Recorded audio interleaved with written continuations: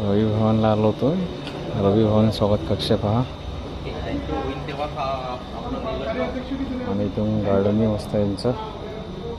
मागे कॉटेज आहे रवी भवन. उपमुख्यमंत्री मुख्यमंत्री कॉटेज पण मागेच आहे.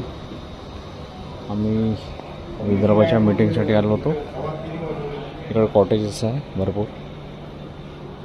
रवी भवन मुख्यमंत्री हॉल, मुख्यमंत्री वसाहत मागे आहे आणि मुख्यमंत्री उपमुख्यमंत्री पण राहण्याच्या नागपूरमध्ये ते मागेच आहे. आणि मागे ते कॉटेज आहे क्लास 1 क्लास 2 बाकी सगळ्या अधिकाऱ्यांसाठी काही ना काही कॉटेज बनवलेले आहे खूपसूरत. इथे पण आहे आणि हॉल्स आहे काही चार्जेबल आहे.